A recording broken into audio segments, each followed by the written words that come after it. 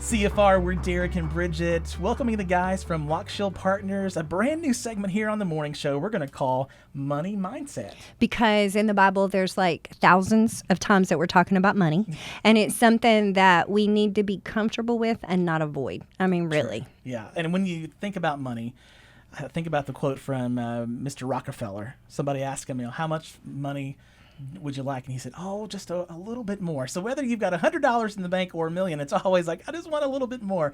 Clark, what is the importance of looking at money from a biblical perspective?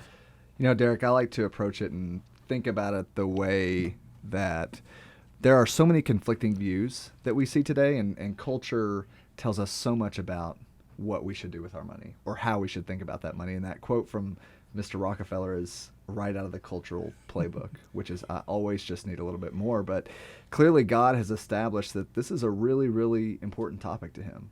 Half of Jesus's parables were about money.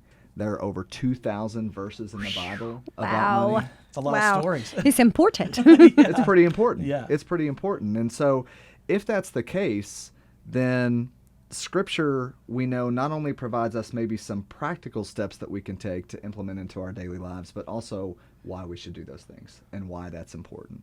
And the way that we like to view it is God provides us money as a tool, as a test, and as a testimony. And so it's a pretty direct view into our hearts. The way that we manage our finances is a pretty direct view into our hearts. So break that down a little bit in those three things, like a tool. Now, that may be something that we kind of get right off the bat what it means, but dive deeper into that for us. So when we think about money as a tool, we can really think about how we can use those dollars to make a kingdom impact, whether that is through donations to our churches or nonprofits, or maybe it's even helping family members in need or friends in need, something like that. When we think of money, it's often viewed as the end goal, to accumulate a certain amount or to have specific possessions or materials.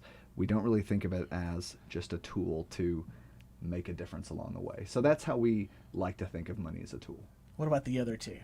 And then when we look at it as a test and a testimony, God provides us these resources, and we are so tempted as humans to want to constantly accumulate, and oftentimes we make room in our hearts for things that aren't really important to have.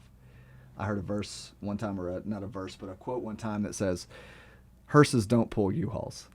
And so true. If that's the case, God is testing us with the way that we use our money. Are we just using that to accumulate from a selfish perspective, or are we using that to build his kingdom? And then as a testimony, I think is a very similar way. The way that we use those resources is a direct reflection on our faith in God, our trust in God, and our willingness to have an open hand and a generous heart.